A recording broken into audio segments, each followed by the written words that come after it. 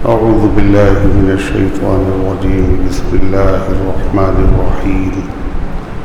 إن الله يأمركم أن تؤدوا الأمانات إلى أهلها وإذا حكمتم بين الناس أن تحكموا بالعدل إن الله نعم ما يعظكم به إن الله كان سميعا بصيرا.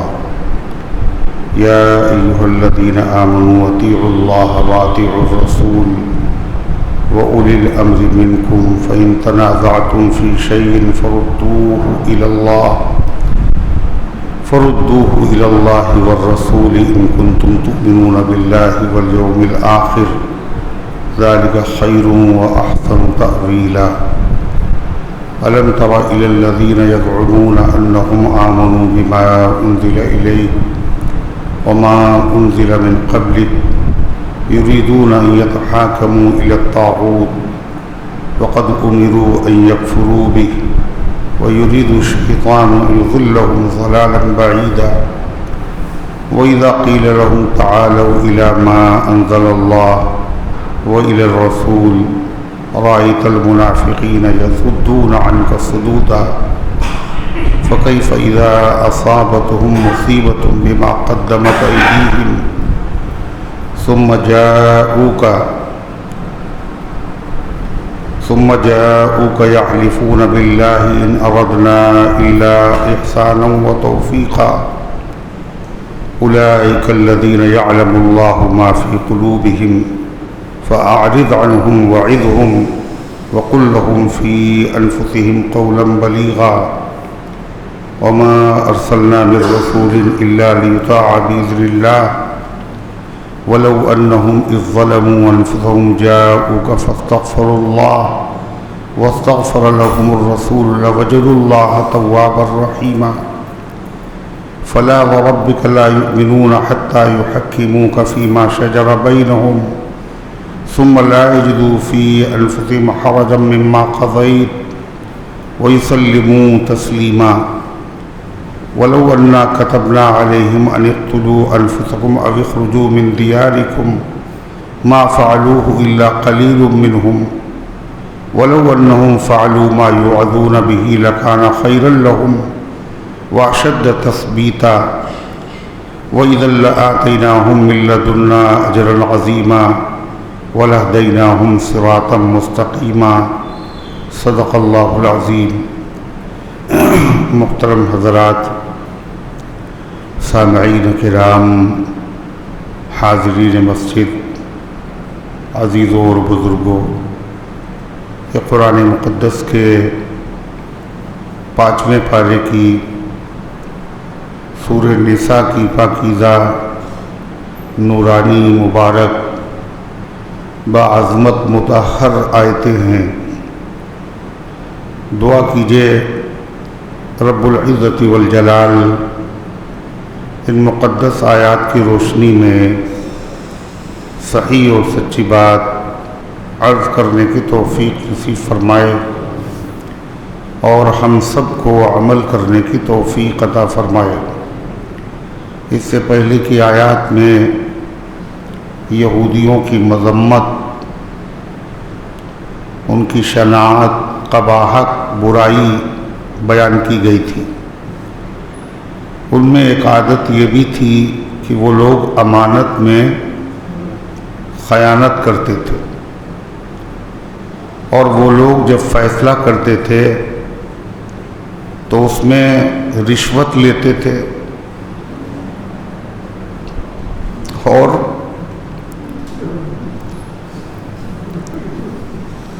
جانبداری سے کام لیتے تھے. جو رشوت مل گئی جس سے اچھی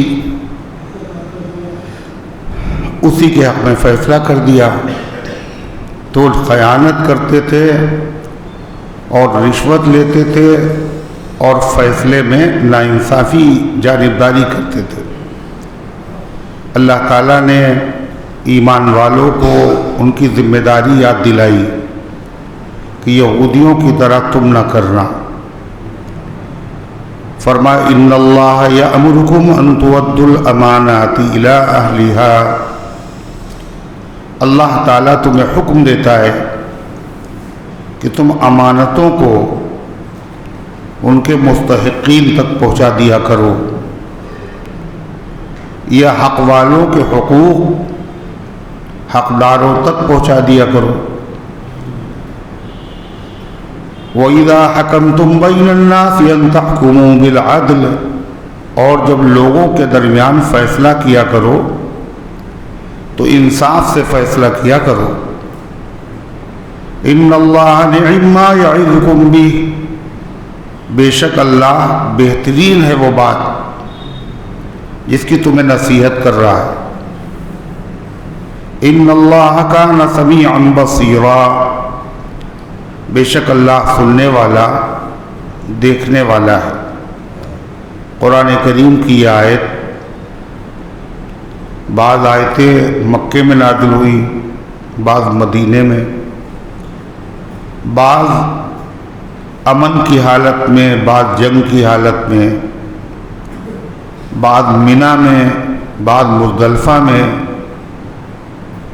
لیکن یہ آیت کریمہ جو ہے یہ واحد ایسی آیت ہے جو خانہ کعبہ کے اندر نازل ہوئی۔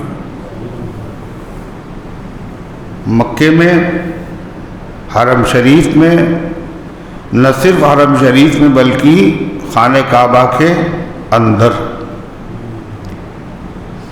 نبی کریم صلی اللہ علیہ وسلم کا معمول تھا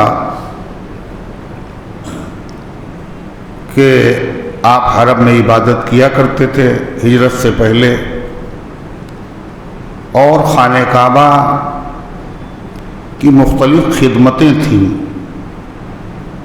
ان خدمتوں پر الگ الگ لوگ مقرر تھے، جیسے صفائی کرنے والے،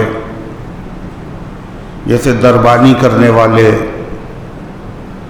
جیسے جو زیارت کرنے آئے ہیں ان کو پانی پلانے والے۔ تو خانہ کعبہ کی خدمت ایک بہت بڑا اعزاز و شرف تھا، اور جن لوگوں کو اس خدمت کے لیے منتخب کیا جاتا تھا ان کی بھی بڑی عزت ہوتی تھی۔ چنانچہ سقایا ایک منصب تھا، یعنی جو حاجی آئے ہیں، عمرہ کرنے والے آئے ہیں، ان لوگوں کو پانی پلانا۔ یہ منصب نبی کریم صلی اللہ علیہ وسلم کے چچا حضرت عباس رضی اللہ عنہ کے پاس تھا۔ دربانی وغیرہ مزید خدمت یہ ابو طالب کے پاس تھی۔ اسی طریقے سے ایک منصب تھا خانہ کعبہ کے دروازے کی چابی رکھنا، کھولنا۔ یہ منصب اور عہدہ جو تھا یہ عثمان ابن طلحہ شیبی کے پاس تھا۔ عثمان ابن طلحہ شیبی، ان کا دستور تھا یہ ہر جمعرات کے دن اور پیر کے دن خانہ کعبہ کا دروازہ کھولتے تھے، اور اندر جانے والے اندر جاتے تھے۔ حضور انور صلی اللہ علیہ وسلم ہجرت سے پہلے کچھ صحابہ کے ساتھ خانہ کعبہ میں اندر جانے کے ارادے سے تشریف لائے، اور ان سے کہا کہ دروازہ کھولو۔ تو انہوں نے دروازہ کھولنے میں آناکانی کی اور سخت سست کلمات کہے، اس لیے یہ ایمان والے تو تھے ہی نہیں، مکے میں شرک ہی شرک کا راج تھا۔ پھر انہوں نے دروازہ کھول دیا۔ آپ صلی اللہ علیہ وسلم نے فرمایا کہ آج تو تم دروازہ نہیں کھول رہے ہو، ایک دن ایسا آئے گا یہ چابی میرے پاس ہوگی، اور میں جس کو چاہوں گا یہ چابی عطا کر دوں گا۔ تو عثمان ابن طلحہ نے کہا اس دن قریش ذلیل ہو جائیں گے، اگر ایسا ہوا تو قبیلہ قریش کے لوگ ہیں یہ ذلیل ہو جائیں۔ آپ نے فرمایا نہیں، اس دن قبیلہ قریش کے لوگوں کی عزت بڑھے گی۔ بات ختم ہو گئی۔ حضور پاک صلی اللہ علیہ وسلم نے مکے سے مدینہ ہجرت کی۔ ہجرت کے بعد 8 سال کے بعد آپ نے مکۃ المکرمہ فتح کر لیا، فاتحانہ انداز سے مکے میں آپ داخل ہوئے، تو آپ نے طواف جو کیا وہ اونٹنی پر بیٹھ کے کیا۔ اونٹنی پر بیٹھ کر طواف آپ نے کیوں کیا؟ اس لیے کہ مجمع بہت ہے اور سارے لوگ اچھی طرح سے دیکھ لیں کہ طواف کیسے کیا جاتا ہے، کہاں سے شروعات کی جاتی ہے، کہاں پہ ختم کیا جاتا ہے، طواف میں کیا پڑھا جاتا ہے۔ اس لیے آپ نے اونٹنی پہ بیٹھ کے کیا۔ اب طواف کی شروعات تو ہوتی ہے حجر اسود کو چوم کر، اور خاتمہ بھی ہوتا ہے چوم کر، تو جب اونٹنی پہ بیٹھیں گے تو خانہ حجر اسود کو کیسے چومیں گے آپ؟ تو حضور پاک صلی اللہ علیہ وسلم نے حجر اسود کو اپنی ایک چھڑی کے ذریعے سے یا ڈھال کے ذریعے سے اشارہ کیا اور پھر اسے چوم لیا۔ حضور پاک صلی اللہ علیہ وسلم نے یہ صحابہ کو بتا دیا کہ اگر مجبوری ہو اور حجر اسود تک آدمی نہ پہنچ سکے تو پریشان نہ ہو، بلکہ اشارہ کر کے اس کی طرف چوم لے، جب بھی حجر اسود کو چومنا مان لیا جائے گا۔ یہ اللہ کے نبی صلی اللہ علیہ وسلم نے عمل کب کیا تھا؟ جب اتنا مجمع نہیں تھا۔ اور آج حرم میں کتنا مجمع ہے، کتنا مجمع ہے، پہنچنا ہی مشکل ہے حجر اسود تک۔ تو آپ کی نگاہ نبوت پہلے سے دیکھ رہی تھی ایک زمانہ آئے گا لوگ حج و عمرے کے لیے اتنے آئیں گے کہ ہر آدمی کا حجر اسود تک پہنچنا مشکل ہو جائے گا۔ وہ دل اپنے مسوس کے رہ جائیں گے، وہ حسرت کریں گے اتنا پیسہ خرچ کیا، یہاں آئے بھی حجر اسود تو ہم چوم نہیں پائے۔ تو آپ نے خود ہی دور سے اشارہ کر کے بتا دیا کہ یہ بھی سنت ہے، یہ بھی مان لیا جائے گا، اللہ کے نبی نے اس طرح کیا تھا۔ تو غرض کہ آپ صلی اللہ علیہ وسلم نے اونٹنی پر بیٹھ کر خانہ کعبہ کا طواف کیا، اور پھر آپ دروازے خانہ کعبہ کے دروازے پہ کھڑے ہوئے اور آپ نے کہا الحمدللہ وحدہ لا شریک لہ، تمام تعریفیں اس اللہ کے لیے جو تنہا ہے، اس کا کوئی شریک نہیں۔ وَنَصَرَ عَبْدَهُ، اور اس مالک نے اپنے بندے کی مدد کی، ورنہ کہاں مکہ فتح ہوتا؟ یہاں سے تو نکلنا پڑا تھا، مجبور ہو کر کے مدینے جانا پڑا تھا، بغیر خون خرابے کے مکہ فتح ہو گیا۔ نصر عبدہ وصدق وعدہ، اور اس نے اپنے وعدے کو سچ کر دکھایا۔ اللہ کے نبی صلی اللہ علیہ وسلم جس وقت مکے سے نکلے تھے ہجرت کی رات، تو آپ نے مکے کی طرف ایک نظر ڈالی حسرت بھری ہوئی، اور پھر آپ نے کہا اے مکے کی سرزمین، تو دنیا کی تمام زمینوں میں سب سے افضل ہے اور اللہ کو سب سے زیادہ محبوب ہے۔ اگر مجھے تجھ سے نکالا نہ جاتا تو میں تجھے ہرگز نہ چھوڑتا۔ اللہ تعالیٰ نے تسلی دی، ان الذی فرض القرآن ان الذی فرض علیک القرآن لرادک الی معاد۔ اے پیغمبر دل تھوڑا نہ کیجیے، جس اللہ نے آپ پر قرآن نازل کیا ہے یہ آپ کو اس شہر میں پھر واپس لائے گا، پھر واپس لائے گا۔ تسلی ہے، یہ ہمیشہ کے لیے نہیں چھوٹا ہے، وقتی طور پر ہے، چند سالوں کی بات ہے، ہم آپ کو یہاں لائیں گے۔ تو آپ اسی کی طرف اشارہ کر رہے ہیں کیا؟ وصدق وعدہ، اللہ نے وعدے کو سچ کر دیا۔ وَهَدَمَ الْأَحْزَابَ وَحْدًا، اور اللہ نے بڑے بڑے لشکروں کو اکیلے شکست دے دی۔ پھر آپ نے عثمان بن طلحہ کو بلوایا، ان کے پاس چابی تھی خانہ کعبہ کی، وہ آئے تو آپ نے ان سے چابی لی۔ اب حضرت عباس حضور کے چچا بولے، حضور یہ چابی ہمیں دے دیجئے، حاجیوں کو پانی پلاتے ہیں ہم، یہ شرف ہمیں حاصل ہے، خانہ کعبہ کی چابی رکھنے کا اعزاز بھی ہمیں ملے۔ حضور کے چچا ہیں اور اللہ کے نبی بڑی عزت بڑا احترام کرتے تھے۔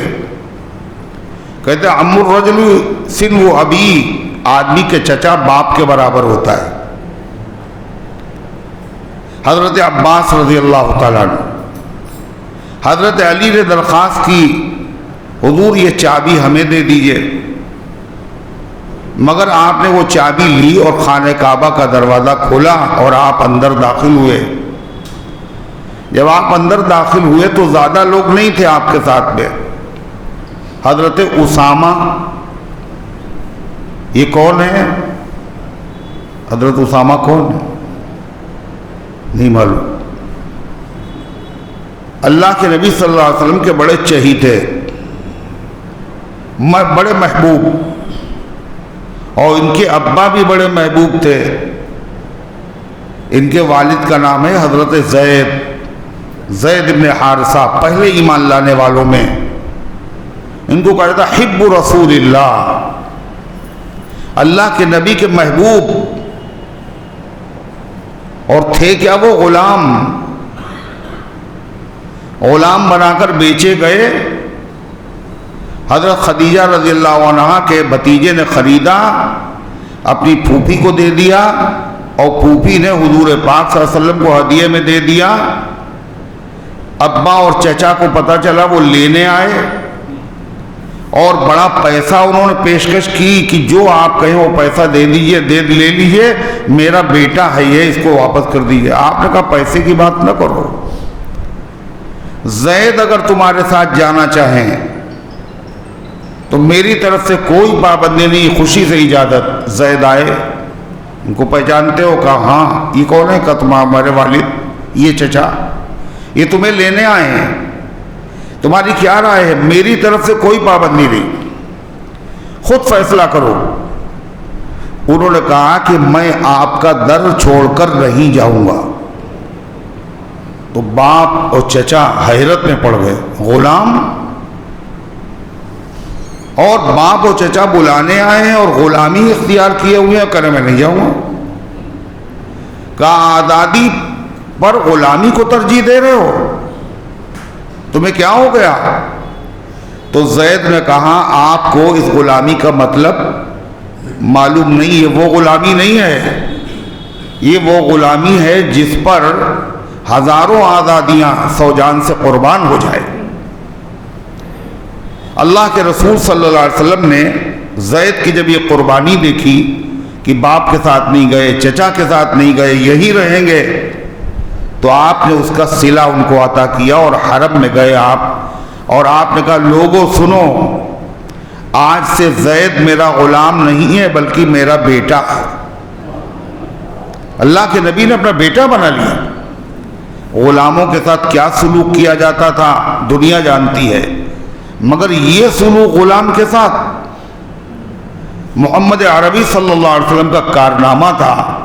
باپ کا دل بڑا ہو گیا، چچا کا دل بڑا ہو گیا۔ حضرت زید کو کہا جانے کا زید ابن محمد،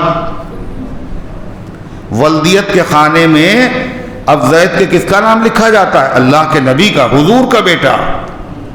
یہ کتنے بڑے فخر کی بات تھی، مگر قرآن کو ہمیشہ کے لیے مسئلہ بتانا تھا کہ ولدیت کے خانے میں اصلی باپ کا نام لکھا جائے، جس کی اولاد ہے اسی کی طرف نسبت کی جائے۔ قرآن کی آیت نازل ہوئی ادعوہم لآبائہم، بچوں کی نسبت پالنے والے کی طرف نہیں، جو ان کے سگے باپ ہیں ان کی طرف کیا کرو۔ اب کیا تھا، صحابہ کہہ رہے زید ابن محمد، قرآن نے منع کر دیا، اب پھر زید ابن حارثہ. مگر زید کے دل میں اثر ہوا ہوگا کہ اتنا بڑا اعزاز تھا، میرا نام حضور کے نام کے ساتھ لیا جاتا تھا، اب یہ اعزاز ہم سے چھن گیا. اللہ نے ایک دوسرا اعزاز عطا کر دیا حضرت زید کو، اور وہ ایسا اعزاز ہے جو کسی صحابی کو حاصل نہیں، 1,24,000 صحابہ میں کسی کو نہیں ملا. زید کا نام اللہ نے قرآن کا حصہ بنا دیا، کسی صحابی کا نام قرآن میں نہیں سوائے زید کے. فلما قضا زید وطرا زوجناکہا، 22واں پارہ سورہ احزاب، زید کا نام قرآن میں ذکر ہے. صحابہ کا، صدیق اکبر کی صحابیت کا ذکر ہے مگر نام نہیں، حضرت علی کا نام نہیں، نام اگر ہے تو اکیلے زید کا ہے. جب یہ نام قرآن میں پڑھا جاتا ہے تو پڑھنے والے کو اس پر 30 نیکیاں ملتی ہیں، 30 نیکیاں ملتی ہیں. اس میں 3 حرف ہیں، ہر حرف پر 10 نیکی ہے. قرآن کا جو ہے، جب قرآن کی آیت میں یہ لفظ پڑھا جائے گا تو 30 نیکیاں ملیں. یہ بڑے محبوب تھے حضور صلی اللہ علیہ وسلم. ان کے بیٹے تھے اسامہ، وہ بھی بڑے محبوب تھے حضور صلی اللہ علیہ وسلم کو. تو آپ جب خانہ کعبہ کے اندر داخل ہوئے تو آپ کے ساتھ حضرت علی نہیں داخل ہوئے، عباس نہیں ہیں، اسامہ ہیں. اسامہ یہ غلام کے بیٹے. اور آپ کے ساتھ کون ہے؟ عبداللہ ابن عباس. اور آپ کے ساتھ کون ہے؟ حضرت بلال. اور بلال بھی کون ہے؟ اللہ اکبر. نہ صدیق اکبر ساتھ میں ہے نہ فاروق اعظم. خانہ کعبہ کے اندر یہ 3 آدمی. اور پھر دروازے کو بند کر دیا تاکہ اندر لوگ نہ آئیں.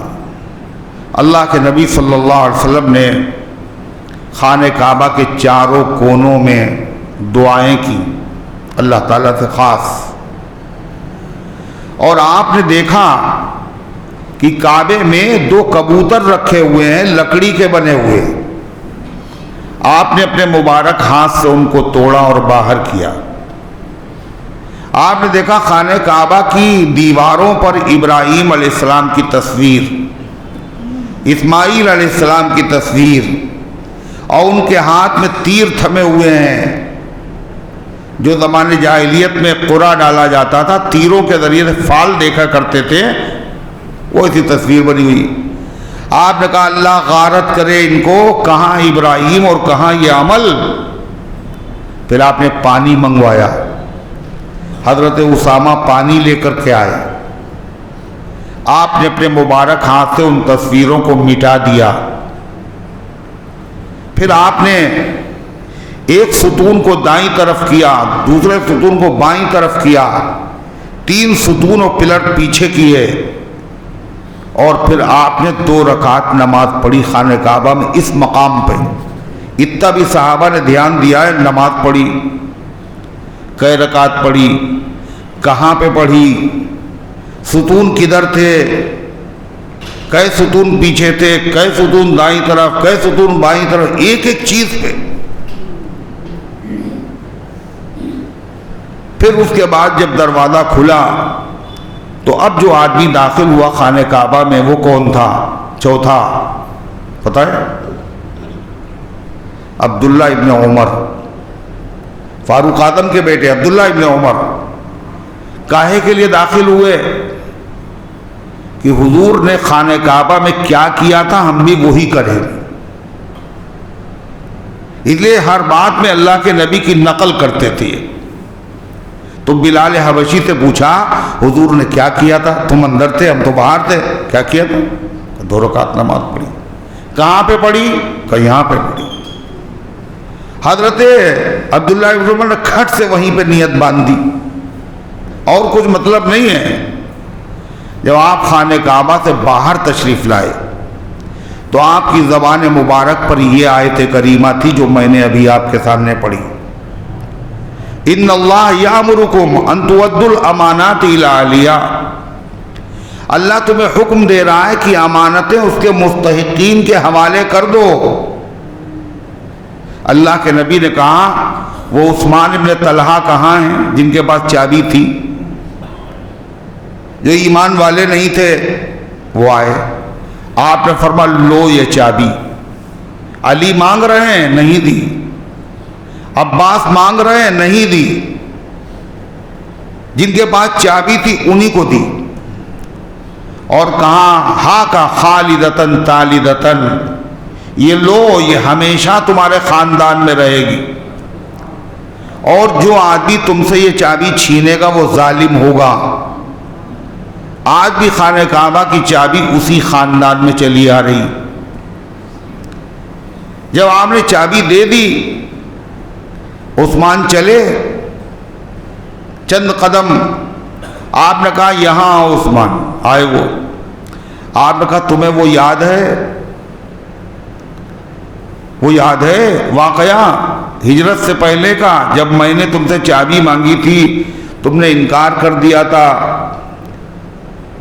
بڑی مشکل سے چابی دی تھی، میں نے تم سے کہا تھا ایک دن یہ چابی میرے ہاتھ میں ہوگی اور جس کو میں چاہوں گا عطا کروں گا۔ تم نے کہا قریش ذلیل ہو جائیں گے، میں نے کہا قریش کی عزت بڑھ جائے گی۔ یاد آیا؟ کل حضور مجھے سب یاد آ گیا، اور پھر کہا اشہد ان لا الہ الا اللہ واشہد ان محمدا عبدہ ورسولہ، مسلمان ہو گئے۔ تو قرآن کریم میں اللہ کا امانت، حضرت عمر کہتے ہیں یہ آیت کریمہ نبی کریم علیہ السلام سے میں نے خانہ کعبہ کے باہر آتے ہوئے سنی، اس سے پہلے کبھی سنی نہیں تھی۔ اس کا مطلب یہ آیت کریمہ خانہ کعبہ کے اندر نازل ہوئی ہے۔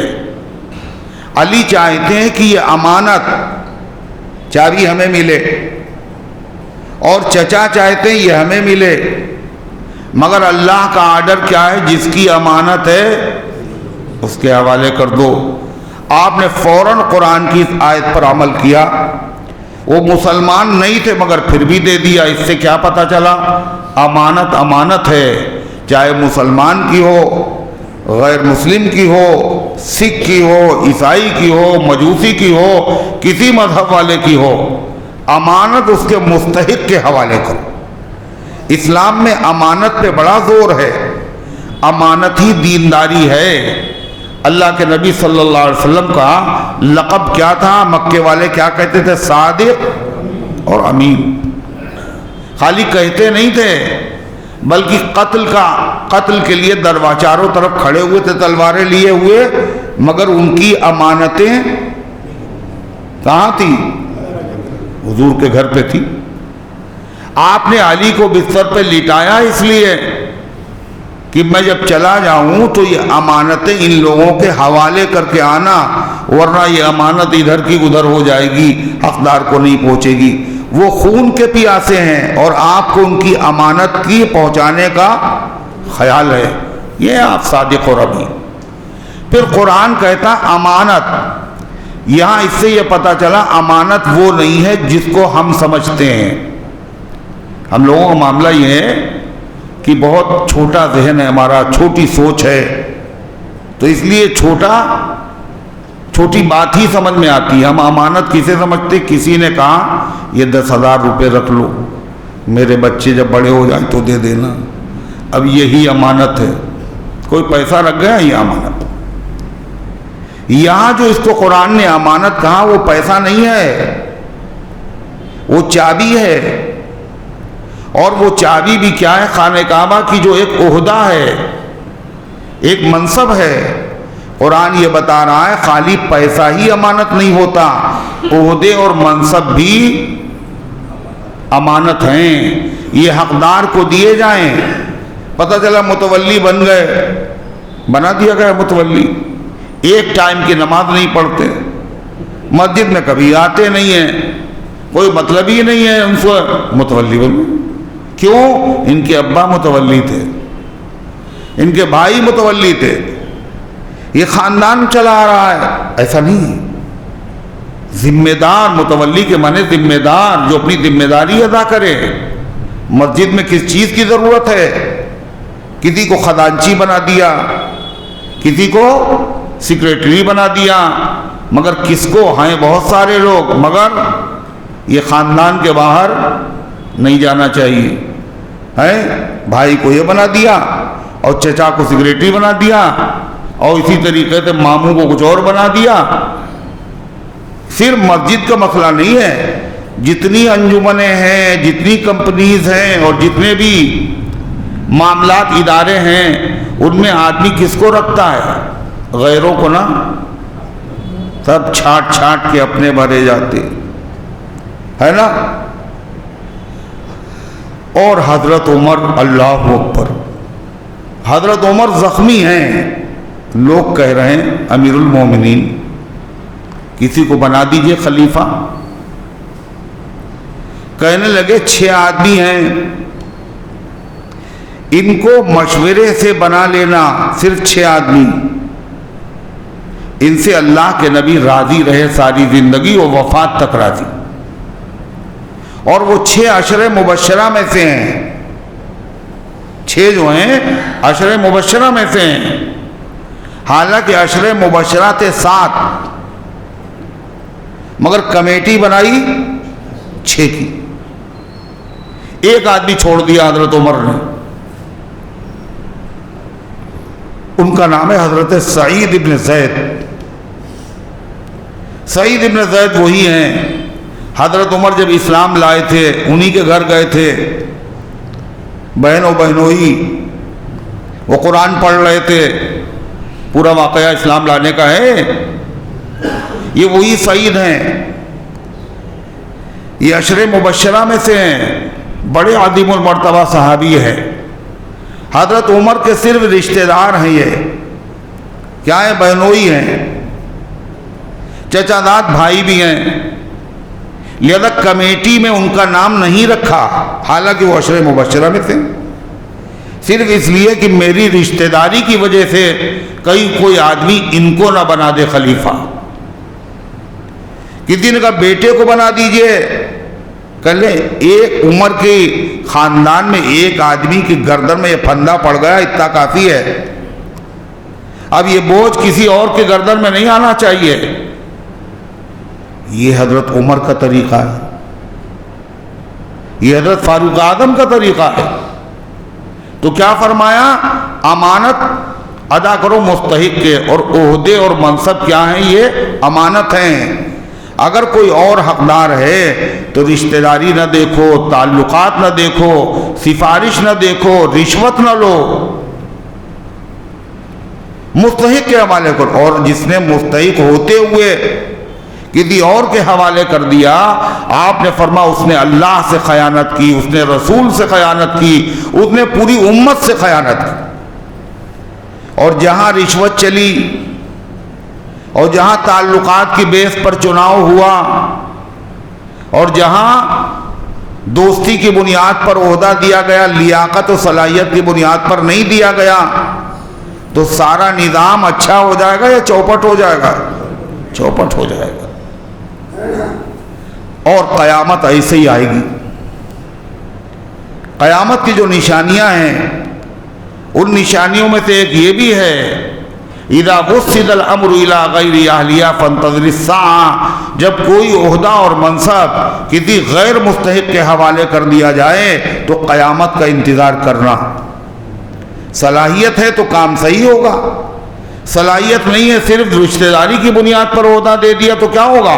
کام خراب ہو جائے۔ آج دنیا میں یہی ہو رہا ہے۔ اسلام کیا کہہ رہا ہے؟ امانت کو مستحقین کے حوالے کرو۔ اسی طریقے سے یہ جو آپ ووٹ دیتے ہیں نا الیکشن میں، یہ کیا ہے؟ یہ کیا یہ بھی امانت ہے؟ امانت کہ یہ ہمارا کینڈیڈیٹ ہے، اس کو آپ کو ووٹ دینا ہے، آپ جانتے ہیں یہ جیتے گا نہیں، آپ جانتے ہیں صحیح آدمی نہیں ہے، مگر آپ کا آدمی ہے اس لیے آپ سفارش کر رہے ہیں لوگوں سے۔ ایسی سفارش کرنا ناجائز۔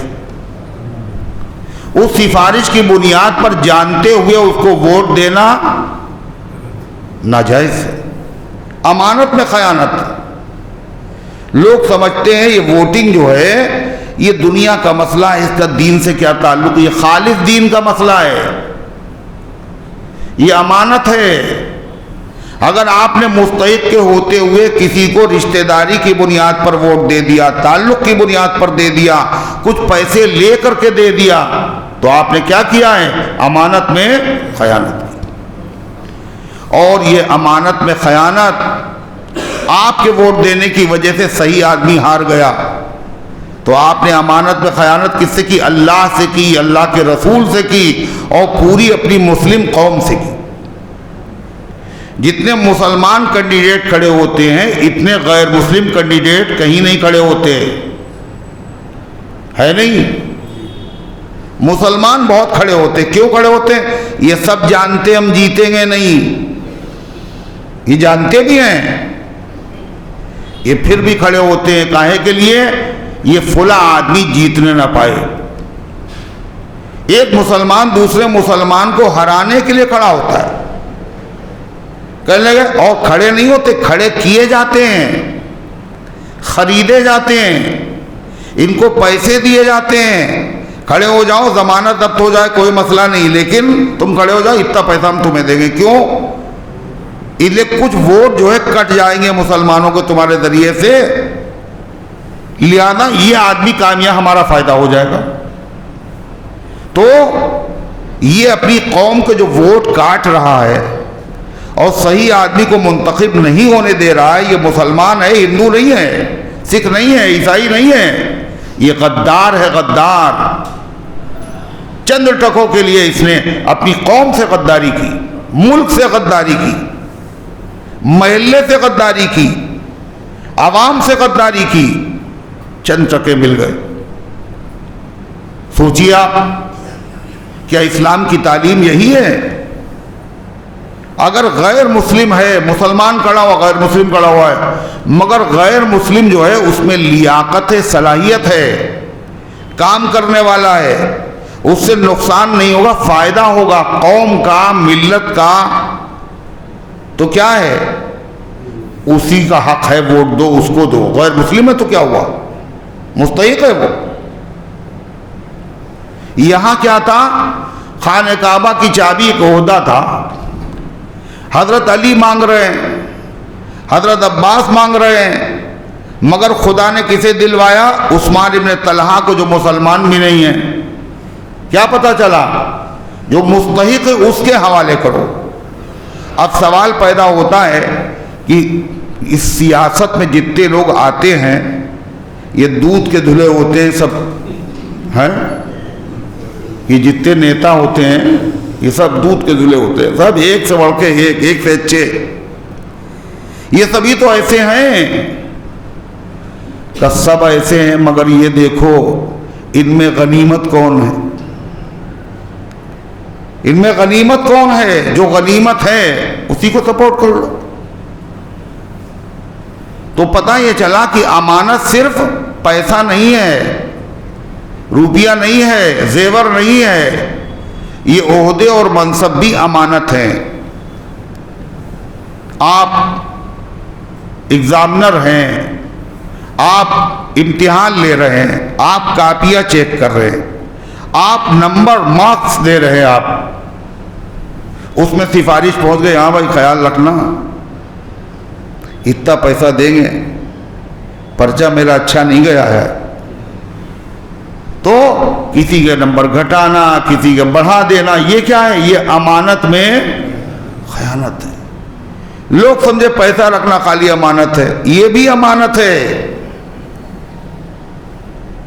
اب پتہ یہ چلا یہ تو ہمارے دشمن کا بیٹا ہے، یہ ہمارے دوست کا بیٹا ہے، مگر دشمن کے بیٹے نے بہت اچھا لکھا ہے اور دوست کے بیٹے نے خراب لکھا ہے، نمبر دینا ہے آپ کو، کیا کریں گے؟ کہلے دشمنی رکھو بالائے طاق اپنی، یہ دشمنی تمہیں اس بات پر آمادہ نہ کرے کہ انصاف کا دامن تمہارے ہاتھ سے چھوٹ جائے۔ غیر مسلم ہے، دشمن ہے تو کیا ہوا؟ یہ مذہب اسلام کی خصوصیت ہے، یہاں دوستوں کا حق ہے، رشتہ داروں کا حق ہے، بڑوں کا حق ہے، چھوٹوں کا حق ہے، پڑوسیوں کا حق ہے، دشمنوں کا بھی حق ہے۔ دنیا کے کسی مذہب میں دشمن کا کوئی حق نہیں ہے۔ اسلام وہ واحد مذہب ہے جس میں دشمنوں کا حق بتایا گیا۔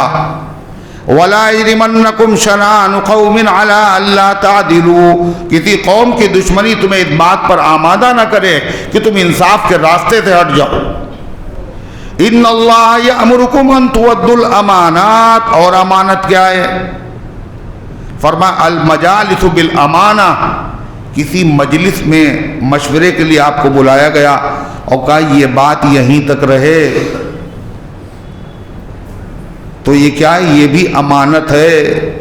اب یہ کسی سے نہیں کہیں گے، یہ بھی امانت ہے۔ دوسرا کام آپ کو بتا رہے ہیں، کسی سے نہ کہنا، یہ راز کی بات ہے، میں نے کسی سے کہی نہیں آج تک، آپ کو رازدار سمجھ کے بتا رہے ہیں۔ اب ان کے پیٹ میں درد پیدا ہو گیا کہ صاحب، انہوں نے کہا کہنا نہیں، اب کیسے آدمی رک جائے؟ کسی نہ کسی سے کہہ دیا۔ یہ کہہ دیا، یہ کیا ہے؟ امانت میں خیانت ہے۔ تو ہر قسم کی امانت کے بارے میں قرآن کہتا ہے ان اللہ یامرکم ان تؤدوا الامانات الی اہلها۔ روایت میں آتا اللہ کے نبی صلی اللہ علیہ وسلم خیبر کا محاصرہ کیے ہوئے ہیں یہودیوں کی غداروں کو سزا دینے کے لیے۔ یہودی سب کے سب قلعے میں سیف ہو گئے۔ ان کا چرواہا نکلا بکریاں لے کے، انہوں نے کہا سامنے ایک کیمپ ہے، مسلمان دکھ رہے ہیں اس کو، تو وہ بکریاں چھوڑ کر کے آپ کے پاس آیا۔ کہنے آپ کے بادشاہ کہاں ہیں؟ کہنے بادشاہ نہیں، ہمارے نبی، کیا مل سکتے ہیں ان سے؟ کہا ہاں آؤ ہم ملاقات کراتے ہیں۔ آپ سے گفتگو ہوئی تو اس نے کہا دین اسلام کیا ہے؟ آپ نے بتایا، تعلیم دی۔ اس نے کہا اگر ہم مسلمان ہو جائیں تو کیا ہوگا؟ کہا تمہیں سارے حقوق ملیں گے، ہم تمہیں سینے سے کہنے آپ مجھے سینے سے لگائیں گے؟ ہم چرواہے ہیں، ہم کالے کلوٹے ہیں۔ کہ اللہ تمہارے چہرے کے رنگ کو نور سے بدل دے گا، تمہارا ہر مسلمان کے برابر حق ہوگا۔ تو اس نے کہا اشہد ان لا الہ الا اللہ واشہد ان محمد عبدہ ورسولہ، مسلمان ہو گئے۔ تو آپ نے کہا چلو ہم جائیں گے نہیں واپس؟ آپ نے کہا نہیں، یہ تم چرواہے ہو، یہ بکریاں ہمارے دشمنوں کی ہیں، انہوں نے تمہارے اوپر بھروسہ کیا، چرانے کے لیے دی تھی، تم مسلمان ہو گئے ہو، یہ بکریاں ان تک پہنچا کے پھر آ جانا۔ دنیا میں اس کی مثال ملے گی؟ سامنے دشمن ہے، لڑائی ان سے ہو رہی ہے، مگر امانت کا خیال۔ ان اللہ یامرکم ان تؤدوا الامانات الی اہلها، اللہ تمہیں حکم دے رہا ہے کہ امانت اس کے حقداروں تک پہنچا دو۔ وَإِذَا حَكَمْتُمْ بَيْنَ النَّاسِ، اور جب تم فیصلہ کرو لوگوں کے درمیان۔ لوگوں کے درمیان کا مطلب قرآن نے یہ نہیں کہا جب تم فیصلہ کرو مسلمانوں کے درمیان، ناس کہا قرآن نے۔ لوگوں نے کہا بھائی ان کو بنا لو حکم ثالث، یہ جو فیصلہ کرے ہمیں منظور۔ جب فیصلہ کرو لوگوں کے درمیان، لوگ چاہے مشرک ہوں یا عیسائی ہوں یا یہودی ہوں، کسی مذہب کے ماننے والے ہوں، تو فرمایا ان تحکموا بالعدل، تو فیصلہ کرنا انصاف کے ساتھ۔ یہ ہمارے مذہب کا ہے، یہ غیر مذہب کا ہے، یہ سب نہیں دیکھنا ہے، یہ ہمارا بھائی ہے، یہ ہمارا دشمن ہے، نہیں دیکھنا ہے، انصاف کے ساتھ فیصلہ کرنا۔ ان اللہ نعم ما یعظکم بہ، اور بے شک اللہ بہترین چیز ہے جس کی تم کو نصیحت کرتا ہے۔ حضرت عمر رضی اللہ عنہ کے پاس، ان کا زمانہ تھا، تو ایک عیسائی جو تھا وہ اپنا گھوڑا بیچنے کے لیے گیا، نخاس، وہ گزرا پولیس چوکی کے پاس سے، تو وہ جو آدمی تھا وہاں مقرر تھا حکومت کی طرف سے، اس نے کہا ٹیکس دے دیا۔ وہ بیچنے گیا تھا، گھوڑا بکا نہیں، پھر واپس لے کے گھوڑا، اس نے کہا ٹیکس۔ کہا بیچنے گئے تھے نہیں بکا ہے، کہا پھر بھی دینا پڑے گا۔ اس نے کیا کیا کہ وہ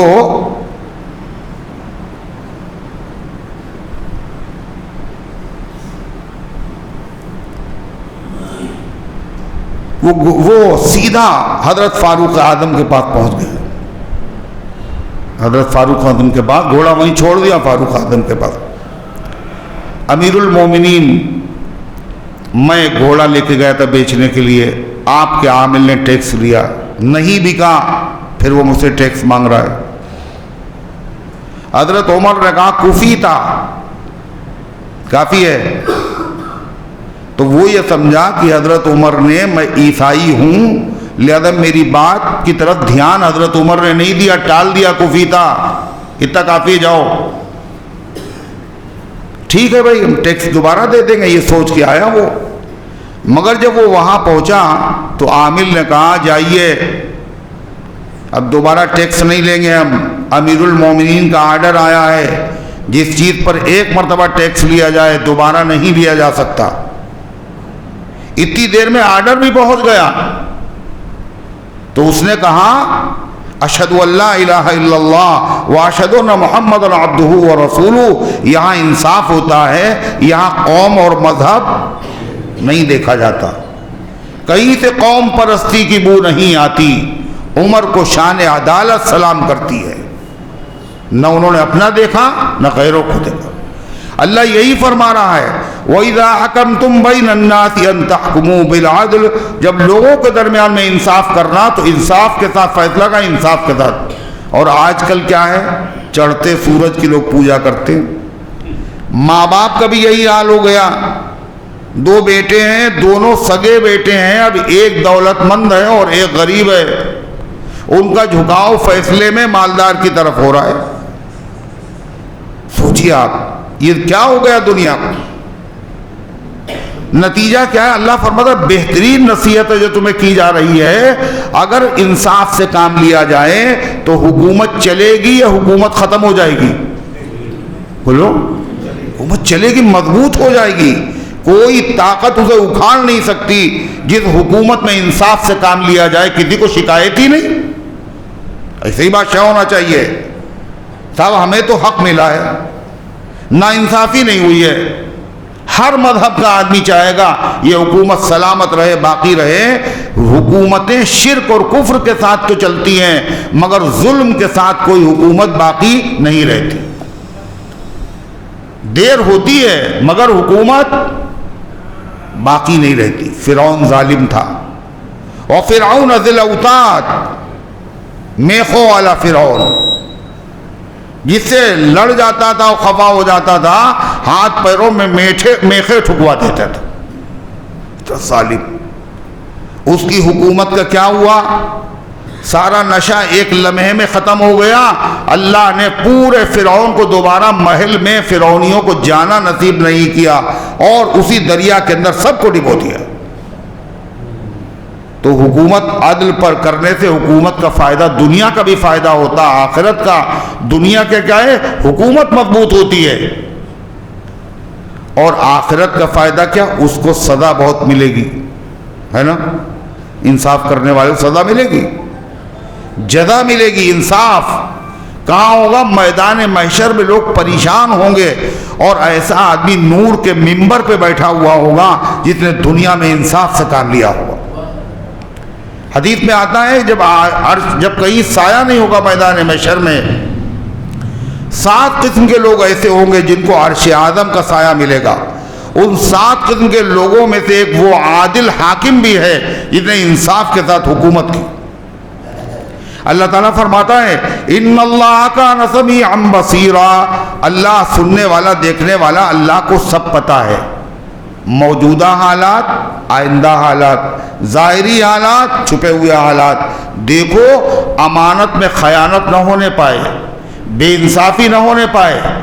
ہو سکتا ہے تمہیں یہ خیال آئے یہ غریب آدمی ہے، اگر ہم نے امانت کا خیال کیا تو وہ دوسرا آدمی جس کی امانت ہے اس کے پاس تو بہت پیسہ ہے، اس غریب کے پاس کچھ بھی نہیں ہے، اگر یہ امانت ہم نے اس کو دے دی تو یہ محروم ہو جائے گا۔ نہ دے امانت، اللہ کہتا ہے نہیں، اللہ کو پتا ہے، یہ مت سوچو یہ وقت کے خلاف ہے، یہ رحم کے خلاف ہے، یہ تقاضے کے خلاف ہے، نہیں، اللہ کا حکم ہے امانت امانت دار کے حوالے کرو اور فیصلہ انصاف ہی کے ساتھ کرو۔ اللہ تعالیٰ فرماتا ہے یہ تو اللہ نے حکم دیا کس کو؟ حاکموں کو اور مسلمانوں کو، جن کو حکم بنایا جائے۔ آگے حکم کیا ہے؟ عام مسلمانوں کے لیے کیا ہے؟ یا ایھا الذین آمنوا اطیعوا اللہ واطیعوا الرسول واولی الامر منکم، اے ایمان والو کہنا مانو اللہ کا، حاکم بھی مانے اور محکوم بھی، بادشاہ بھی اور مزدور بھی، ہر ایمان والے کے لیے حکم ہے سب سے پہلے کہنا اللہ کا مانو۔ وَأَطِيعُوا الرَّسُولَ، اور رسول کا کہنا مانو اللہ کے بعد، یہ سب کے لیے ہے، کوئی اس سے آزاد نہیں ہے۔ وَأُولِي الْأَمْرِ مِنْكُمْ، اور جو تم میں سے صاحب حکومت ہیں ان کا بھی کہنا مانو، اللہ کا کہنا، اللہ کے رسول کا کہنا۔ غیر مقلد لوگ جو ہوتے ہیں، وہ اہل حدیث جو لوگ ہوتے ہیں، وہ کہتے ہیں بس دو کا کہنا مانو، اللہ کا، اس کے رسول کا۔ قرآن کیا کہہ رہا ہے؟ وَأُولِي الْأَمْرِ مِنْكُمْ، جو تم میں سے صاحبان حکومت ہیں، جن کو امیر بنا دیا گیا لشکر کا، جن کو حاکم بنا دیا گیا، گورنر بنا دیا گیا، صوبے دار بنا دیا گیا، قاضی بنا دیا گیا، ان کا کہنا بھی مانو، مگر ان کا کہنا وہی مانو جہاں اللہ اس کے رسول کے حکم کے خلاف نہ ہو۔ اللہ اس کے رسول کے خلاف اگر کسی کا بھی حکم ہوگا تو مانا نہیں جائے گا۔ اب اللہ اس کے رسول کے حکم کے خلاف ہے یا نہیں ہے؟ صاحبان حکومت بھی اس سے مراد ہیں، اور اس سے مراد علماء اور فقہا ہیں۔ علماء اور مسائل کے جاننے والے، اللہ کا کہنا مانو، رسول کا کہنا مانو، اور عالموں کا کہنا مانو، فقہا مجتہدین کا کہنا مانو۔ اللہ کا کہنا کہاں مانے؟ کہ قرآن میں جہاں صاف صاف کوئی حکم ہے مانو، قرآن میں نہیں ہے، حدیث میں اللہ کے نبی کا کہنا مانو۔ ایک ایسی صورتحال پیش آ گئی، نہ قرآن میں ہے نہ حدیث میں ہے، اب کیا کرو گے؟ اب کیا کرو گے؟ ایسے مسئلے بہت سے ہیں۔ اللہ قرآن جب نازل ہوا تو جہاز تھا؟ جہاز تھا؟ حضور صلی اللہ علیہ وسلم کے زمانے میں ٹرین چلی تھی، میٹرو؟ تو اب اس کے اوپر نماز پڑھ سکتے نہیں پڑھ سکتے؟ ٹرین پر، پلین پہ پڑھ سکتے نہیں پڑھ سکتے؟ یہ تو تھی نہیں۔ کس سے مسئلہ پوچھے؟ قرآن میں تو ذکر نہیں، حدیث میں ذکر نہیں۔ پلاسٹک سرجری نہیں ہوتی تھی حضور کے زمانے میں، آج آدمی کا ایکسیڈنٹ ہو گیا، ہاتھ کٹ گیا، ناک غائب ہو گئی، پلاسٹک سرجری ہو رہی ہے۔ یہ جائز ہے یا ناجائز؟ قرآن میں دکھاؤ، حدیث میں دکھاؤ، ملے گا نہیں؟ ہے یا نہیں؟ اس زمانے میں اگر کسی آدمی کا آپریشن ہو اور خون کی ضرورت ہو، دوسرے آدمی کا خون چڑھایا جا سکتا ہے نہیں چڑھایا جا سکتا مریض کے؟ قرآن میں صاف صاف نہیں لکھا ہوا ہے، حدیث میں بھی نہیں صاف صاف لکھا ہوا ہے۔ لیکن یہاں تو جائز اور ناجائز کو دیکھنا ہے، اپنی مرضی سے نہیں کرنا۔ اب کیا کریں ہم؟ کہا ایسے میں علماء کا کہنا مانو، فقہاء و مجتہدین کا کہنا مانو۔ یہ بتائیں گے ہمیں تو نظر نہیں آ رہا ہے قرآن میں، اور ہمیں تو نظر نہیں آ رہا ہے حدیث میں، مگر پورے قرآن پر ان کی نظر ہے، پوری حدیث پر ان کی نظر ہے، یہ ماہر ہیں، یہ سمجھ جائیں گے یہ اس مسئلے کا حل قرآن کی کون سی آیت سے نکل سکتا ہے۔ سلیمان علیہ السلام کا لشکر جا رہا، اتنا بڑا لشکر، پانی ختم ہو گیا، اب زمین سے کھود کے نکالنا، جنات ہیں ایک لمحے میں کھود ڈالیں گے، مگر پتہ تو چلے پانی کہاں پہ ہے۔ پانی سب نہیں پتہ لگا سکتے ہیں. ہدہد پرندہ جو ایسا ہے اس کو معلوم ہے کتنی گہرائی میں پانی ہے. وہ کیچوا جو زمین کے نیچے ہوتا ہے وہ اوپر سے دیکھ لیتا ہے یہاں پہ کیچوا ہے اور نیچے اتر کر کے کھود کے کھا لیتا ہے. تو اس کی مدد لی گئی, یہاں پانی اب کھدائی ہو گئی. پانی اس نے پیدا نہیں کیا, پانی تو زمین میں پہلے سے موجود تھا مگر ہمیں نظر نہیں آ رہا تھا, اس نے بتا دیا. ایسے یہ دین کے مسائل جو نئے نئے ہیں, ان مسائل کا حل ہمیں قرآن و سنت میں نظر نہیں آ رہا ہے مگر جو اس کے ماہرین ہیں وہ جانتے اسی میں چھپا ہوا ہے. اب انہوں نے کیا کہا کہ بچہ کو مائیں دودھ پلاتی ہیں اور قرآن میں حکم ہے والوالدات یرضعن اولادہن, مائیں اپنے بچوں کو دودھ پلائیں. یہ دودھ کیا ہے؟ خون سے بنتا ہے. بچے کی زندگی اس کے بغیر نہیں ہو سکتی. شریعت نے کہا اس کی زندگی اسی میں, دودھ پلائیں. یہ مریض بھی مر جائے گا اگر اس کو خون نہ ملا, تو جس طرح دودھ پلایا جا سکتا ہے ایسے دوسرے مریض کا خون بھی منتقل کیا جا سکتا ہے. انہیں اللہ فرماتا ہے وَأُولِي الْأَمْرِ مِنْكُمْ, جو تم میں سے علماء ہیں, فقہاء ہیں, صاحبان حکومت ہیں, ان کا کہنا مانو. فَإِن تَنَازَعْتُمْ فِي شَيْءٍ, اگر تمہارا کسی چیز میں جھگڑا ہو جائے, حاکم کہیں یہ کرو اور تم یہ سمجھو کہ یہ ٹھیک نہیں ہے, وہ کہہ رہے ہیں ٹھیک ہے اور ہم یہ سمجھ رہے ٹھیک نہیں ہے, اب کس سے فیصلہ کرائیں؟ کہ یہاں بھی ضرورت کس کی؟ علماء اور فقہاء کی ہے کہ آپ دیکھ کے بتائیے یہ قرآن کے مطابق ہے یا نہیں ہے, یہ حدیث کے مطابق ہے یا نہیں ہے. علماء و فقہاء کی ضرورت ہر دور میں رہی. علماء کیا ہیں؟ ایک ہے حکومت کا نظام اور ایک ہے دین کا نظام. اللہ کے نبی کے بعد حکومت کا نظام بھی تھا اور دین کا نظام بھی تھا, اور علماء کیا ہیں؟ انبیاء کے وارث ہیں.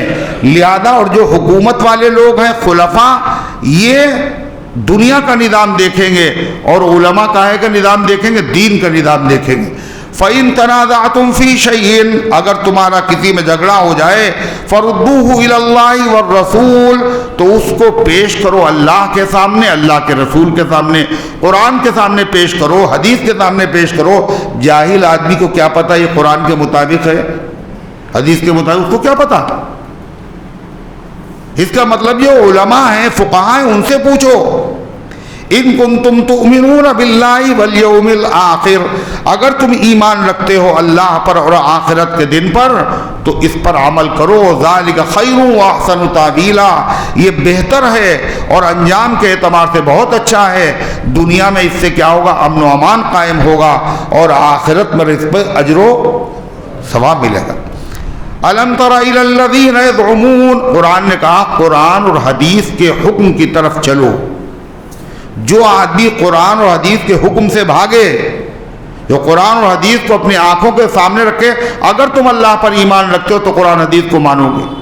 جو آدمی قرآن اور حدیث سے بھاگ رہا ہے اس کا مطلب وہ ایمان والا نہیں. جیسے دو آدمی میں جھگڑا ہوا, ایک آدمی نے کہا چلو شریعت سے فیصلہ کرائیں, اس نے کہا ہم نہیں مانتے شریعت ریت, تو یہ کیا ہو جائے گا؟ وہ کیا ہو جائے گا؟ وہ کافر ہو جائے گا. اللہ کے نبی صلی اللہ علیہ وسلم کے زمانے میں کچھ لوگ ایسے تھے جو ایمان کا دعویٰ کرتے تھے, ایمان کا, کہ ہم ایمان رکھتے آخرت پر و قیامت کے دن پر, مگر وہ ہوتے تھے ناحق اور جانتے تھے اگر نبی کے بعد فیصلہ لے گئے فیصلہ ہوگا وہاں کیسا؟ حق کا فیصلہ ہوگا, اور ہم حق پر ہے نہیں. نبی کے وہاں حقی کا فیصلہ, اس لیے نبی کے وہاں نہ چلو, کہیں اور چلے. کہاں چلیں؟ اوپر بتایا گیا تھا یہودی لوگ فیصلے کرتے تو کہتے رشوت لے کر, یہودی کو بات چلو. ایک یہودی سے جھگڑا ہو گیا, ایک منافق کا, مسلمان نہیں تھا, بظاہر مسلمان بنا ہوا تھا, تو جھگڑا ہوا. یہودی حق پر تھا اور منافق زبردستی اپنا حق جتا رہا تھا. تو یہودی کہنے لگا کہ یہ فیصلہ اللہ کے نبی کے بعد لے کے چلو، مگر وہ منافق کلمہ پڑھنے والا کہنے لگا کعب ابن اشرف یہودی جو عالم ہے اس کے پاس چلو، اور وہ شیطان تھا، وہ رشوت خور تھا، اس کے بعد لے کے چلو۔ یہ وہ کلمہ نہیں پڑھ رہا ہے یہودی اور کہہ رہا ہے نبی کے پاس چلو، یہ کلمہ پڑھ رہا ہے اور کہہ رہا ہے نبی کے پاس نہیں، کعب ابن اشرف یہودی کے پاس چلو۔ ایسا کیوں؟ یہودی جانتا ہے ہم حق پر ہیں اور نبی کے پاس فیصلہ جائے گا تو فیصلہ حق پر ہوگا، اور یہ جو نبی کے پاس نہیں جانتا یہ بھی جانتا ہے ہم ناحق ہیں، نبی کے پاس اگر گئے تو فیصلہ ہمارے حق میں نہیں ہوگا۔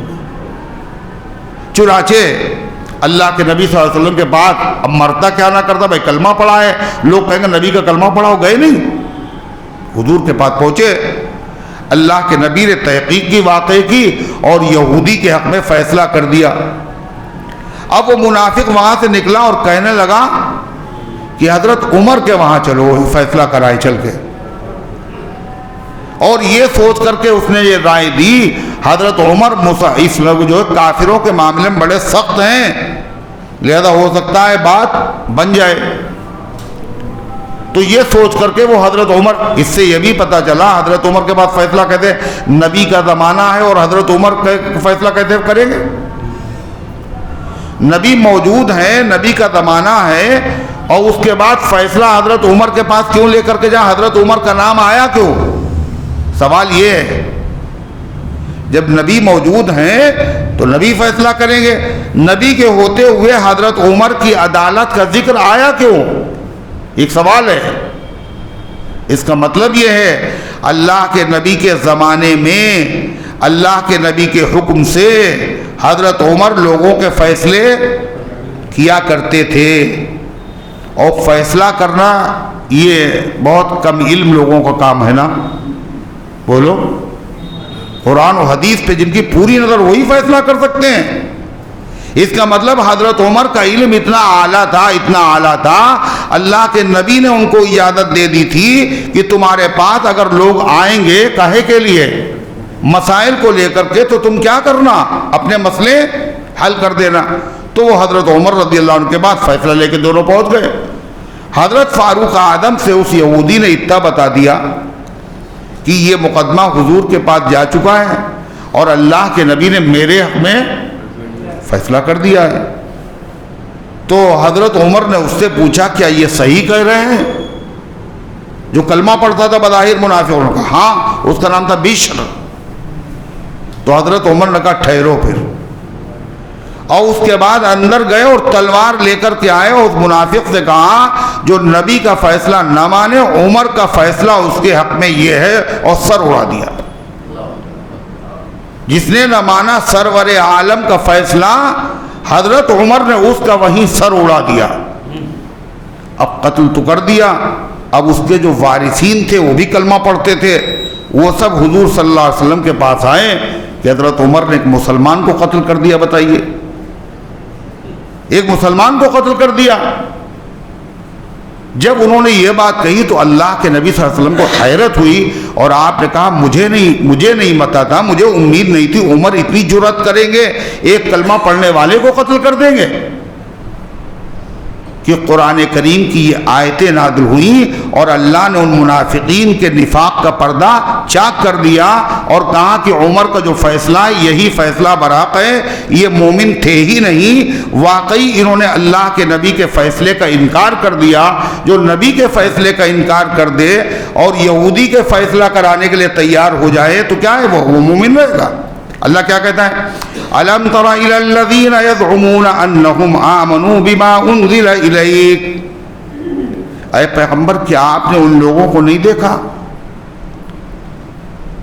یعنی حیرت کی بات ہے، یزعمون جو دعویٰ کرتے ہیں کہ وہ ایمان رکھتے ہیں اس کتاب پر جو آپ کے اوپر اتاری گئی، وَمَا أُنزِلَ مِن قَبْلِكَ، اور ان کتابوں پر بھی ایمان رکھتے ہیں جو آپ سے پہلے اتاری گئی، یعنی وہ یہودی تھے اور بعد میں انہوں نے بظاہر کلمہ پڑھ لیا، منافقانہ اسلام لے آئے، جبھی تو کہہ رہے ہیں اس کتاب پر بھی ایمان رکھتے ہیں جو آپ پر نازل ہوئی، اس کتاب پر بھی ایمان رکھتے ہیں جو آپ سے پہلے نازل ہوئی۔ اللہ فرماتا ہے یریدون یتحاکموا الی الطاغوت، مگر وہ چاہتے ہیں کہ مقدمہ اپنا کہاں لے جائیں؟ شیطان کے پاس۔ کیا کہا تھا اس نے؟ کہاں لے چلو؟ کعب ابن اشرف یہودی کے پاس۔ وقد امروا ان یکفروا بہ، حالانکہ مسلمانوں کو حکم دیا گیا ہے کہ وہ شیطان کا انکار کریں، شیطان کی بات نہ مانیں۔ وَيُرِيدُ الشَّيْطَانُ أَن يُضِلَّهُمْ ضَلَالًا بَعِيدًا، اور شیطان تو یہ چاہتا ہے کہ ان کو گمراہی میں دور تک لے جائے جہاں سے واپسی ممکن نہ ہو۔ وَإِذَا قِيلَ لَهُمْ تَعَالَوْا إِلَىٰ مَا أَنزَلَ اللَّهُ وَإِلَى الرَّسُولِ، اور جب ان سے کہا جاتا ہے، ایسے لوگوں سے جو بظاہر کلمہ پڑھتے ہیں حقیقت میں مومن نہیں ہیں، منافق ہیں، جب ان سے کہا جاتا ہے آؤ إِلَىٰ مَا أَنزَلَ اللَّهُ وَإِلَى الرَّسُولِ، اس فرمان کی طرف جو اللہ نے نازل کیا ہے یعنی قرآن، وَإِلَى الرَّسُولِ، اور رسول کے پاس چلو فیصلے کے لیے، رَأَيْتَ الْمُنَافِقِينَ يَصُدُّونَ عَنْكَ صُدُودًا، تو اے پیغمبر آپ دیکھیں گے منافقوں کو، وہ آپ کے پاس فیصلہ لانے سے رکیں گے، پیچھے ہٹیں گے۔ اور یہی ہوا تھا۔ ارے یہی ہوا تھا، نہیں ہوا تھا؟ حضرت عمر نے قتل کیا، یہی تو ہوا تھا۔ اللہ نے پوری حقیقت بیان کر دی۔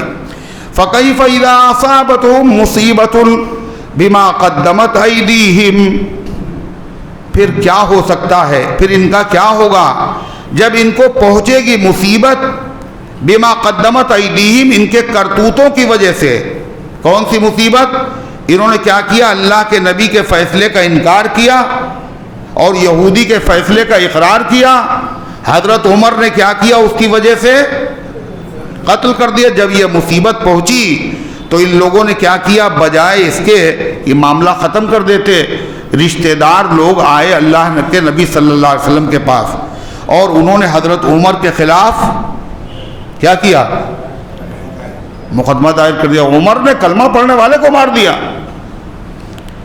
جب ان سے کہا گیا اس نے نبی کا فیصلہ نہیں مانا تھا، وہ تو حضرت نبی کے فیصلے کے بعد حضرت عمر کے پاس فیصلہ لے کے گیا تھا، تو ان لوگوں نے کہا وہ حضرت اس لیے نہیں گیا تھا کہ اس کو نبی کا فیصلہ منظور نہیں تھا، یہ انہوں نے اپنی طرف سے برابر کرنے کی کوشش کی۔ اس نے نبی کے فیصلے سے انکار نہیں کیا۔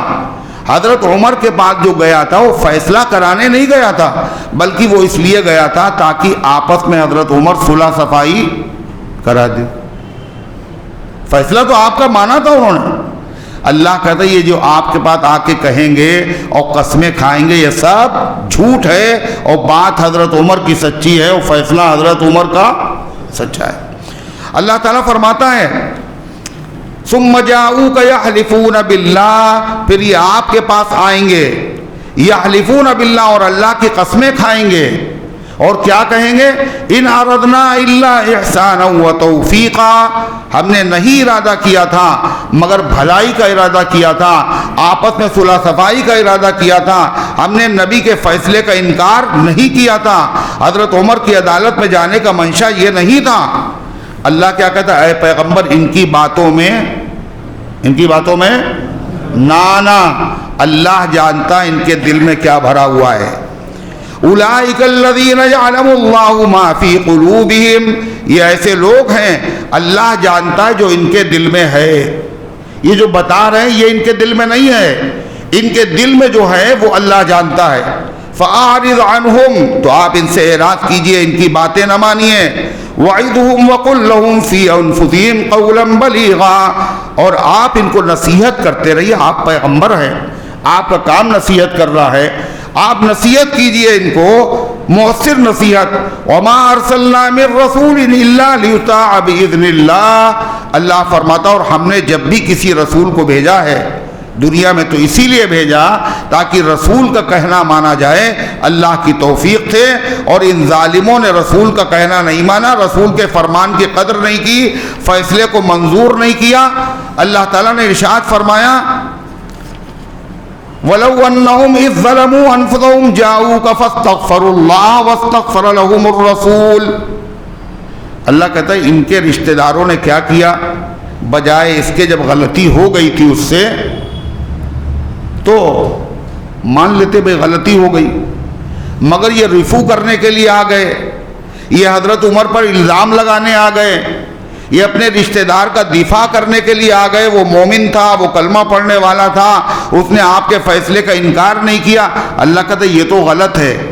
اصولاً ہونا یہ چاہیے تھا یہ لوگ اپنی غلطی پر نادم ہوتے، شرمندہ ہوتے اور اللہ سے خود معافی مانگتے، اور پھر نبی کے پاس آ کے کہتے اے اللہ کے نبی ہم سے غلطی ہو گئی، قصور ہو گیا، ہم نے اللہ سے معافی مانگی، آپ بھی ہمارے لیے مغفرت کی دعا کر دیجئے، تو اللہ ان کو معاف کر دیتا۔ سنیے، وَلَوْ أَنَّهُمْ إِذْ ظَلَمُوا أَنفُسَهُمْ، اور اگر جس وقت انہوں نے اپنے اوپر ظلم کیا تھا، گناہ کیا تھا، جاؤک آپ کے پاس آتے، فَاسْتَغْفَرُوا اللَّهَ، اور اللہ سے خود معافی مانگتے، وَاسْتَغْفَرَ لَهُمُ الرَّسُولُ، اور اللہ کے نبی ان کے لیے معافی اللہ سے مانگ دیتے، لَوَجَدُوا اللَّهَ تَوَّابًا رَحِيمًا، تو یہ پاتے اللہ کو توبہ قبول کرنے والا، رحم فرمانے والا۔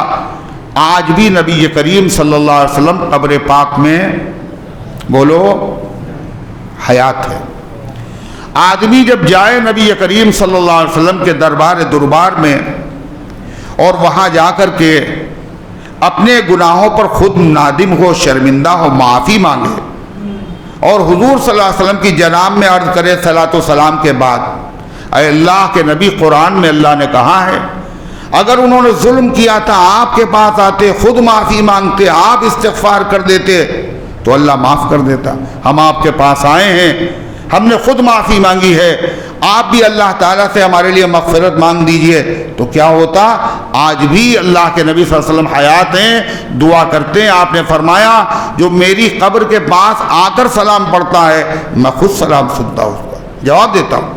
جو دنیا میں کہیں پڑھتا ہے وہ سلام مجھ تک پہنچایا جاتا ہے۔ حضرت علی فرماتے ہیں نبی کریم علیہ السلام کی تدفین کے بعد 3 دن کے بعد 4 دن کے بعد ایک بدو آیا اور وہ آپ کی قبر پر اس نے سلام پڑھا اور رونے لگا، گریہزاری کرنے لگا، اسی آیت کا حوالہ دے رہا تھا کہ ہم نے بڑے گناہ کیے ہیں، توبہ کی ہے، حضور آپ کے پاس آئے ہیں، آپ میرے لیے دعائے مغفرت کر دیجئے، اللہ ہمیں بخش دے گا۔ اور اس کے بعد وہ چلا گیا۔ تو کسی نے خواب میں دیکھا حضور صلی اللہ علیہ وسلم کو، آپ نے فرمایا جا کے اس بدو سے کہہ دو اللہ نے تمہاری مغفرت کر دی۔ اللہ تعالیٰ فرماتا ہے لَوَجَدُوا اللَّهَ تَوَّابًا رَحِيمًا فَلَا وَرَبِّكَ لَا يُؤْمِنُونَ حَتَّى يُحَكِّمُوكَ فِي مَا شَجَرَ بَيْنَهُمْ، ہرگز نہیں لوگ سمجھتے ہیں ظاہری طور پر کلمہ پڑھ لیں گے، دل میں کفر رکھیں گے، ہمارا ایمان اللہ کے وہاں مان لیا جائے گا اور سارے اسلامی فائدے حاصل ہوتے رہیں گے۔ یہ غلط ہے، خام خیالی ہے، ایسا نہیں ہو سکتا۔ فلا نہیں، وَرَبِّكَ، اے پیغمبر آپ کے رب کی قسم، اللہ کیا کہہ رہا ہے؟ لا یؤمنون، یہ ایمان والے نہیں ہو سکتے، حَتَّى يُحَكِّمُوكَ فِي مَا شَجَرَ بَيْنَهُمْ، یہاں تک کہ وہ آپ کو اپنا فیصل بنائیں اپنے آپس کے اختلافات میں۔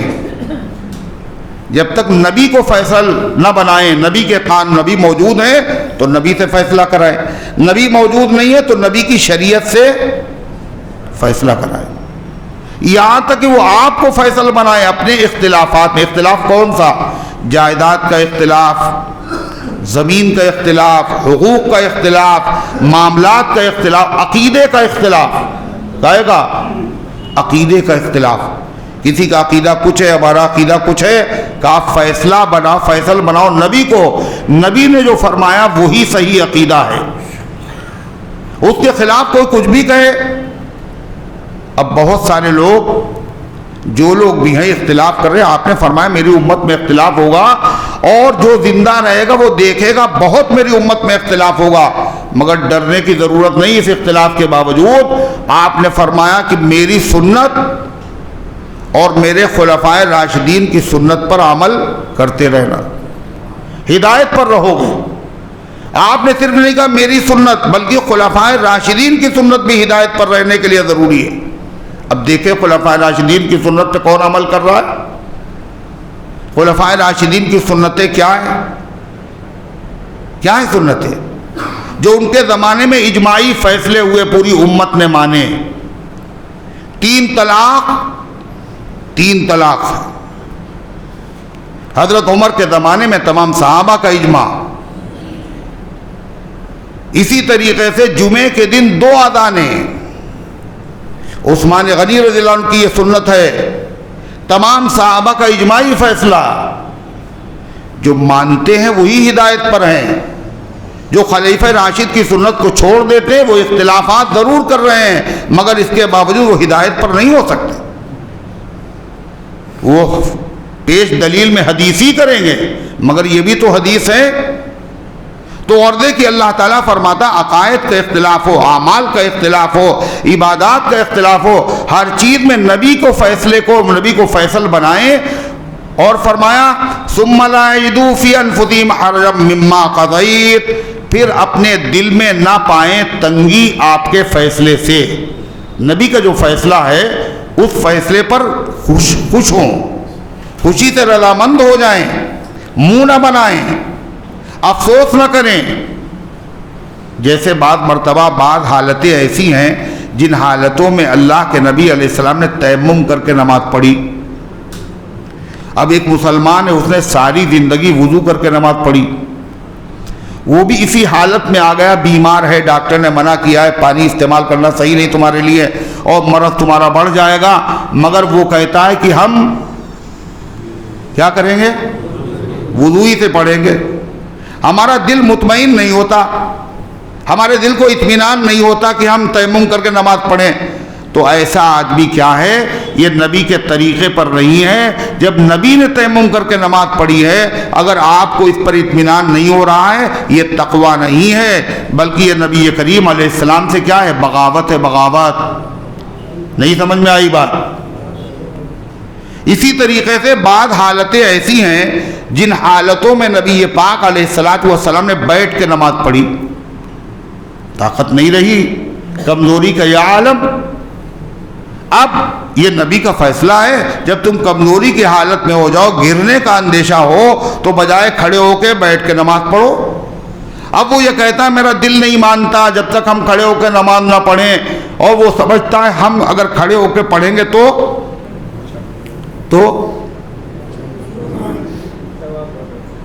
تو یہ زیادہ اچھا ہے، اور بیٹھ کے پڑھنا یہ کم اچھا ہے۔ اس کا مطلب وہ نبی کے فیصلے پر مطمئن نہیں ہے، لہذا اس کو زیادہ ثواب نہیں ملے گا، اس لیے کہ اس کے دل کے اندر تنگی ہے، وہ راضی نہیں ہے۔ یہ تقویٰ نہیں ہے بلکہ یہ وسوسہ ہے اور یہ شیطانی دھوکہ ہے۔ ایک حدیث میں آتا ہے اللہ تعالیٰ چاہتا ہے کہ جس طرح اللہ کے عام حکم ہیں ان پر عمل کیا جائے، اللہ نے بندوں کو جن حالات میں چھوٹ دی ہے اس چھوٹ پر بھی عمل کیا جائے، اور ثواب میں کہیں سے کمی نہیں۔ اس لیے کہ بیمار کس نے کیا؟ اللہ نے۔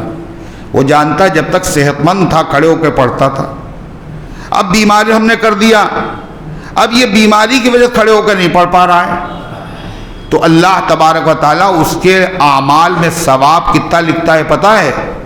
کھڑے ہو کے پڑھنے کے برابر۔ جو آدمی جوانی میں عمل کرتا تھا اور بڑھاپے میں طاقت کی وجہ سے نہیں کر پاتا، تو کیا ہے پھر؟ ثواب اس کو وہی ملتا ہے جو جوانی کے زمانے میں عمل کیا کرتا تھا۔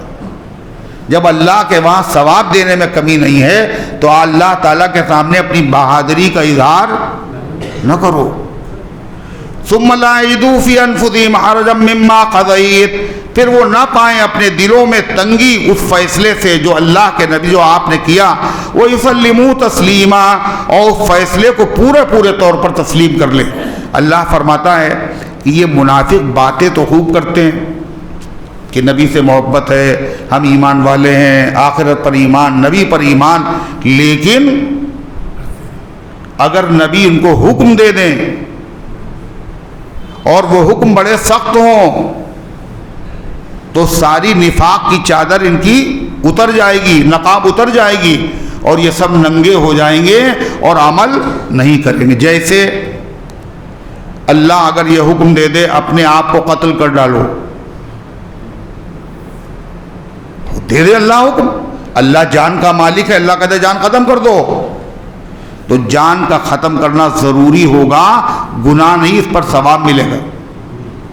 مگر اللہ نے یہ حکم اس امت کو نہیں دیا، بنی اسرائیل کو دیا تھا، جنہوں نے بچڑے کی پوجا کی تھی اللہ نے حکم دیا جنہوں نے نہیں کی ہے وہ لوگ ان کی جنہوں نے پوجا کی ہے گردنیں مار دیں۔ 70,000 لوگ مارے گئے تھے۔ تو اللہ تعالیٰ اگر حکم دے دے کہ اپنی جان قتل کر دو یا اپنے شہر کو چھوڑ دو، جلا وطن ہو جاؤ، تو یہ حکم مشکل ہے۔ یہ منافق ویسے تو خوب دعوے کریں گے، لیکن جب یہ حکم آ جائے گا اللہ کا تو اس پر عمل نہیں کریں گے۔ مگر سچے مومن اور پکے مخلص صحابہ وہ اس دونوں حکموں پر، ہر حکم پر عمل کریں گے۔ صحابہ نے اپنا وطن چھوڑا نہیں چھوڑا، اور سب نے چھوڑ دیا، بیوی بچے کنبہ قبیلہ جائیداد کاروبار باغ سب چھوڑ دیا، اور جانیں بھی صحابہ نے لڑا دی۔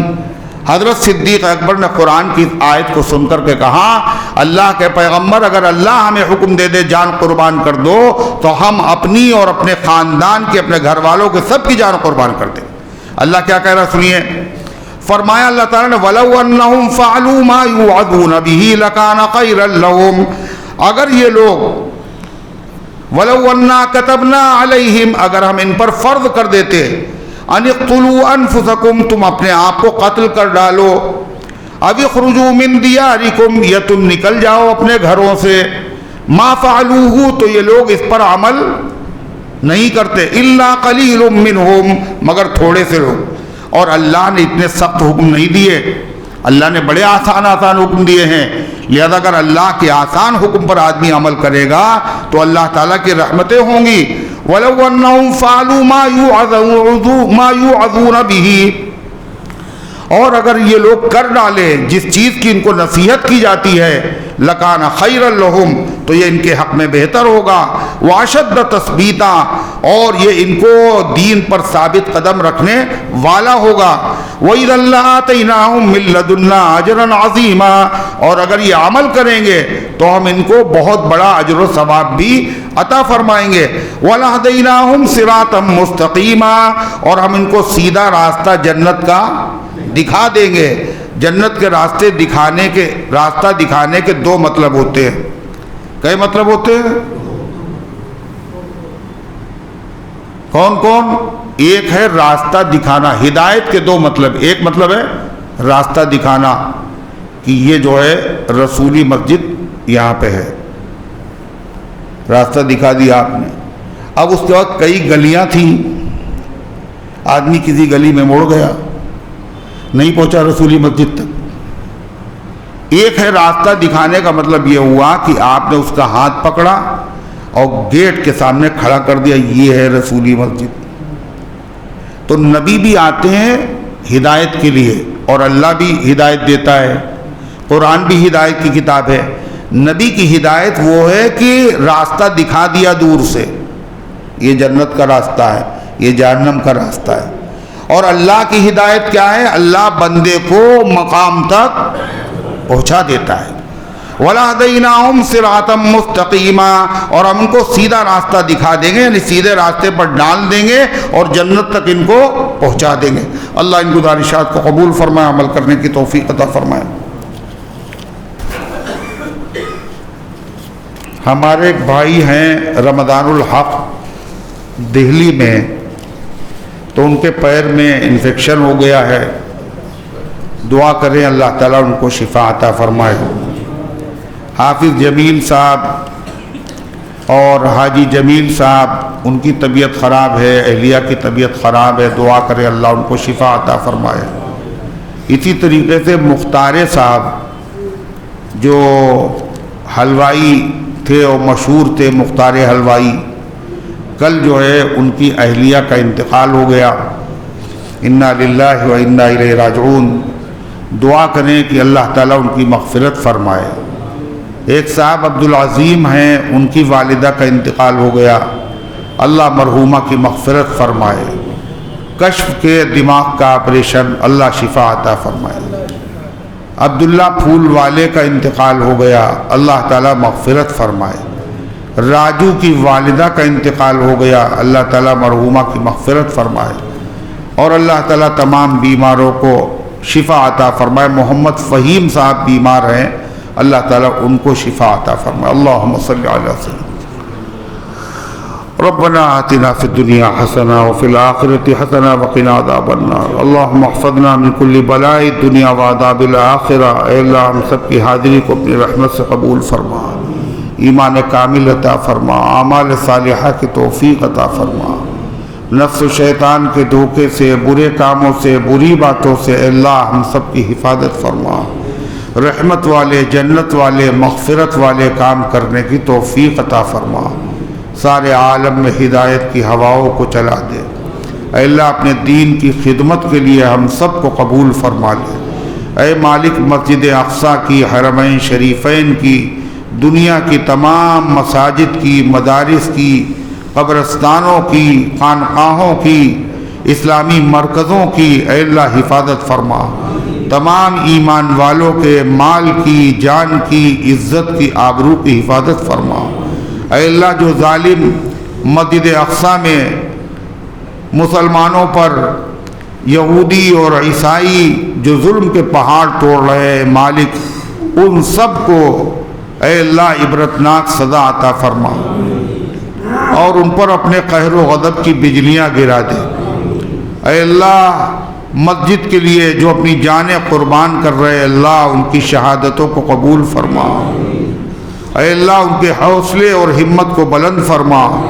اے اللہ ان کو ہر محاذ پر کامیابی نصیب فرما۔ جہاں کہیں تیرے بندے پریشان حال ہے، جہاں کہیں ظلم ہو رہا ہے، اے اللہ ظالموں کے ظلم سے ایک ایک امتی کی حفاظت فرما۔